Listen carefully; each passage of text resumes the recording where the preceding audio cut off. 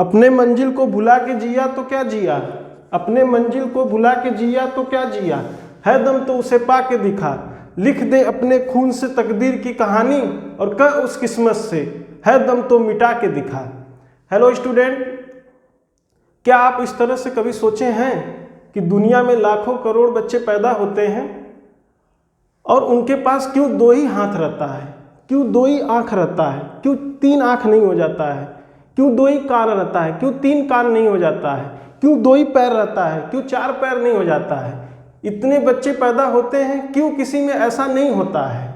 लाखों करोड़ों बच्चे में 2 ही आँख रहता है, 2 ही कान रहता है, 2 ही हाथ रहता है। कोई तो है जो एकदम सटीक जानकारी देता है कि 2 ही हाथ रहना चाहिए, 2 ही कान रहना चाहिए, 2 ही आँख रहना चाहिए। कुछ तो बॉडी के अंदर है ना जो एकदम सटीक जानकारी देता है। आज हम उसी के बारे में पढ़ते हैं। वो कौन है? वो है डीएनए। अब डीएनए होता क्या है, पाया कहाँ जाता है? तो हमने आपको पिछले वीडियो में बताया था कि डीएनए हमारे क्रोमोसोम में पाया जाता है। अब क्रोमोसोम क्या होता है? क्रोमोसोम न्यूक्लियस में पाया जाता है। एक सेल है, सेल चैप्टर हमने आपको पढ़ाया था, उसके बीच में न्यूक्लियस होता है, उसी में क्रोमोसोम पाया जाता है। क्रोमोसोम एक्स की तरह दिखता है। अब डीएनए कैसा दिखता है? तो क्रोमोसोम के अंदर ही डीएनए होता है।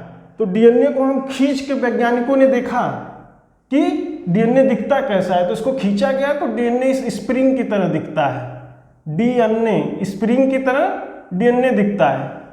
और डीएनए को और खींचा गया तो जीन की तरह दिखता है। तो ये वाला जो है, और डीएनए को और खींचने को जीन का रूप ले लेता है। जीन इस तरह से दिखता है, रस्सी नुमा आकार का जो स्ट्रक्चर है, ऐसा जीन दिखता है। अगर इसको फिर समेटेंगे तो डीएनए में चला जाएगा, और इसको समेटेंगे तो क्रोमोसोम में चला जाएगा। तो डीएनए और जीन का स्ट्रक्चर यही है। अब देखिए, इस जो रस्सी नुमा स्ट्रक्चर है, इसको डबल स्टैंडर्ड या डबल हेलिक्स बोलते हैं। इसके बीच में जो लाइन है, इसको न्यूक्लियोटाइड बोलते हैं। बीच में जो लाइन है उसको न्यूक्लियोटाइड बोलते हैं।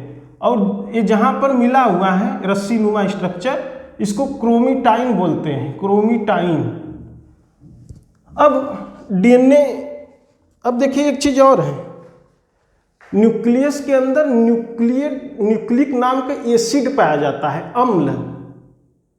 जैसे एसिड होता है, बेस होता है, तो न्यूक्लिक नाम का एसिड पाया जाता है। किसमें पाया जाता है? न्यूक्लियस के अंदर।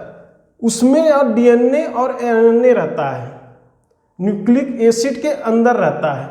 न्यूक्लियस में न्यूक्लिक एसिड पाया जाता है, अम्ल पाया जाता है, जिसके अंदर डीएनए और आरएनए रहता है।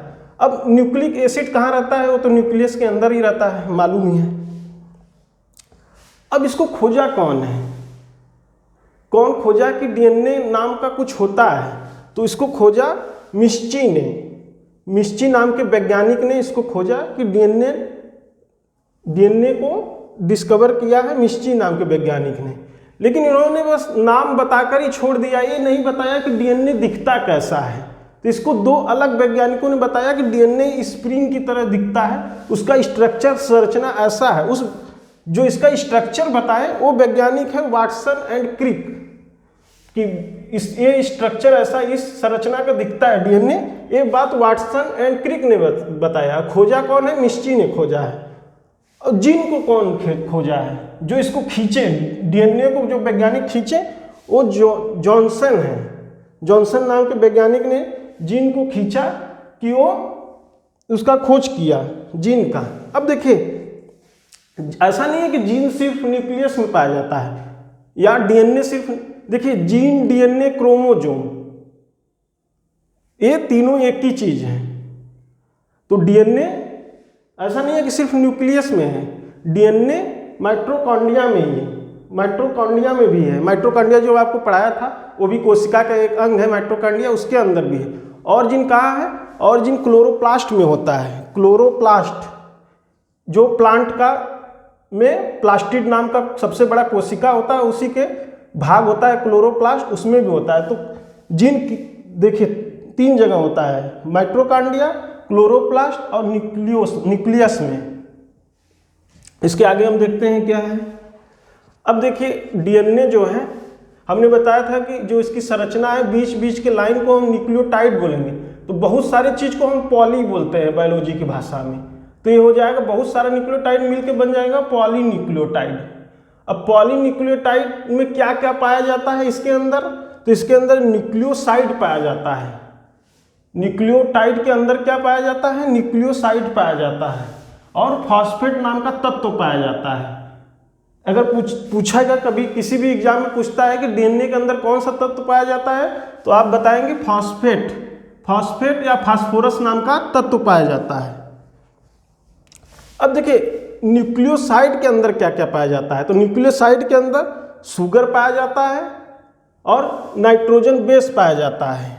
न्यूक्लियोसाइड के अंदर शुगर पाया जाता है और नाइट्रोजन बेस पाया जाता है। अब देखिए शुगर के अंदर क्या क्या पाया जाता है, तो जो डीएनए है उसमें डॉक्सी राइबो शुगर पाया जाता है। नाम से ही आपको स्पष्ट हो रहा है, डॉक्सी, डी से डीएनए, डी से डॉक्सी राइबो शुगर। और आरएनए में क्या पाया जाता है, राइबो शुगर। तो आरएनए में राइबो शुगर पाया जाता है और डीएनए में डॉक्सी राइबो शुगर पाया जाता है। अब देखिए नाइट्रोजन जो बेस होता है, नाइट्रोजन बेस तत्व नहीं मार देना। बहुत सारे बच्चे पूछ देता है कि डीएनए में क्या पाया जाता है, तो नाइट्रोजन बेस, अम्ल और क्षार वाला जो चैप्टर पढ़े थे हम लोग, एसिड और बेस वाला जो पढ़ेंगे आगे चल के, आप कक्षा 8, 9 में 6, 7 में दिया रहता है, पढ़े होंगे, वो वाला है क्षारी है। नाइट्रोजन बेस क्षारी है, नाइट्रोजन बेस है। अब नाइट्रोजन बेस में क्या क्या पाया जाता है, तो प्यूरिन पाया जाता है और पायरिमिडीन पाया जाता है। प्यूरिन और पायरिमिडीन पाया जाता है। प्यूरिन में एडेनिन और ग्वानिन पाया जाता है, एजी बोलते हैं शॉर्टकट में उसको, एडेनिन और ग्वानिन, एजी। हाइड्रोजन और इसमें पायरिमिडीन में क्या पाया जाता है, थाइमिन पाया जाता है और साइटोसिन पाया जाता है, टीसी शॉर्ट में बोलते हैं। अब देखिए ए, इसके सामने क्या है, ए के सामने टी है, ए के सामने टी है, तो इसके बीच में हाइड्रोजन बॉन्ड होता है। इसके सामने ए है, ATGC, तो इसमें हाइड्रोजन, इन सबके बीच में हाइड्रोजन बॉन्ड पाया जाता है। ट्रिक के लिए देखिए ATGC, तो AT के बीच में 2 हाइड्रोजन बॉन्ड पाया जाता है, याद रखिएगा। AT के बीच में कितने हाइड्रोजन बॉन्ड पाया जाता है, 2। और GC के बीच में कितने हाइड्रोजन बॉन्ड पाया जाता है, 3 हाइड्रोजन बॉन्ड पाया जाता है। कितने हाइड्रोजन बॉन्ड पाया जाता है, 3। यहाँ पे 3 रहेगा, 3। अब इसमें एक, ये तो स्ट्रक्चर जो है डीएनए का है। अब थाइमिन हट के अगर यहाँ पर यूरेसिल लिख दिया जाएगा, अगर थाइमिन को हटा दिया जाएगा तो यहाँ पर यूरेसिल अगर लिख दिया जाएगा तो ये आरएनए का स्ट्रक्चर बन जाएगा। इतना याद रखिएगा कि थाइमिन हटकर यूरेसिल लिखा जाएगा, इसको पूरी तरह से रिमूव कर देंगे, यहाँ से हटा देंगे, तो यहाँ पर यूरेसिल आ जाएगा, यूरेसिल लग जाएगा तो ये बन जाएगा आरएनए। अब आगे आप समझिएगा तो आपको और स्पष्ट होगा। अब देखिए यहाँ पर अगर यूरेसिल लिखेंगे तो यहाँ पर टी की जगह यू हो जाएगा ना, तो वो बन जाएगा AUGC। बाकी सब वैसे ही रहेगा, सिर्फ थाइमिन हट जाएगा, वहाँ पर यूरेसिल हो जाएगा आरएनए में, और यहाँ पर टी की जगह यू हो जाएगा, टी की जगह यू हो जाएगा, टी जो है हट जाएगा। किसमें, आरएनए में। डीएनए में टी रहेगा और थाइमिन रहेगा, आरएनए में थाइमिन हट के यूरेसिल हो जाएगा और यहाँ पर यू हो जाएगा। तो डीएनए में बनेगा ATGC और आरएनए में बनेगा AUGC। अब देखिए आरएनए आ गया। आरएनए 3 प्रकार का होता है, messenger RNA, transfer RNA, ribosome RNA. अब देखिए राइबोसोम क्या करता है, हमारे शरीर के अंदर 10 अमीनो एसिड पाया जाता है। हमारे जो बॉडी है, जो हम खाना खाते हैं, वो पचने के बाद उसमें से अमीनो एसिड बनता है। तो 10 अमीनो एसिड हमारे शरीर के अंदर रहता है, पहले से ही मौजूद है, और 10 अमीनो एसिड हमको मिलता है कहाँ से, खाना खाने पर। तो 20 अमीनो एसिड, 20 अमीनो एसिड मिलकर एक प्रोटीन का निर्माण करते हैं। तो आरएनए क्या करता है, 10 जो हमारे अंदर है और 10 जो खाना खाते हैं हम लोग, उसको मिला के प्रोटीन का निर्माण करता है। अब वो 10 लाता कौन है? तो मैसेंजर लाता है। मैसेंजर क्या करता है? 10 अमीनो एसिड हमारे अंदर है, हम 10 खाना के माध्यम से पाएंगे। जब हम खाना खाते हैं, जब वो पचता है तो मैसेंजर आरएनए क्या करता है? उसको पहचानता है कि इसमें अमीनो एसिड कौन सा है, 10। वो 10 अमीनो एसिड पहचान कर ट्रांसफर आरएनए को दे देता है। अब ट्रांसफर आरएनए का काम ही है ट्रांसफर करना, तो ये राइबोसोम को दे देता है। और राइबोसोम के पास 10 अमीनो एसिड हमारे शरीर के अंदर है, 10 पाता है तो प्रोटीन बना देता है। अब देखिए, राहुल गांधी का एक बहुत बड़ा डायलॉग था कि मैं ऐसा मशीन लाऊंगा कि डालिएगा आलू और निकलेगा सोना। तो अगर आलू डालने से सोना निकलता है तो उसको बायोलॉजी भाषा में बोलते हैं उस परिवर्तन को ट्रांसक्रिप्शन। और फिर सोना से आलू दोबारा अगर बना देंगे तो उसको बायोलॉजी की भाषा में बोलते हैं रिवर्स ट्रांसक्रिप्शन।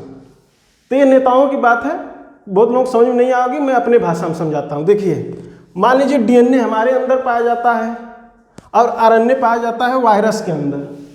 तो कोई ऐसा मशीन रहे जिसमें इंसान को डाला जाए और वो वायरस बन के निकले, तो इस वाले परिवर्तन को बोलेंगे ट्रांसक्रिप्शन। और फिर कोई ऐसा मशीन रहे जिसमें वायरस को डाला गया और इंसान निकल गया, तो इस परिवर्तन को बोलेंगे रिवर्स ट्रांसक्रिप्शन। मतलब जो चीज पहले बना था, मान लीजिए इंसान से वायरस बना था तो ये ट्रांसक्रिप्शन था, और फिर वायरस से इंसान फिर बढ़ गया तो रिवर्स ट्रांसक्रिप्शन हो गया। तो इसी तरह डीएनए में होता है। मैं वो उदाहरण के लिए आपको बताया, आप यहां पर समझिए। डीएनए क्या है? ट्रांसक्रिप्शन होकर बदलकर आरएनए में बदलता है, तो उस प्रोसेस को हम ट्रांसक्रिप्शन कहते हैं। डीएनए जब चेंज होकर आरएनए में बदल जाता है तो उस घटना को, प्रोसेस को ट्रांसक्रिप्शन कहते हैं। लेकिन जब आरएनए दोबारा डीएनए में बदल जाता है, थोड़ा सा लंबा हो जाएगा, नहीं मैं आपको कोरोना वायरस का जांच इसी प्रोसेस से होता है, आरटीपीसीआर जिसको बोलते हैं, मैं वो कभी नेक्स्ट वाले वीडियो में बताऊंगा। अब आरएनए जो है वो दोबारा, देखिए तीर लगा हुआ है, डीएनए में बदल गया तो रिवर्स ट्रांसक्रिप्शन हो गया। अब जो है डीएनए ही, मान लीजिए मैं इंसान हूं और मैं ही अपने में ही मैं अपना फोटो खींचता हूं तो सेल्फी कहलाता है।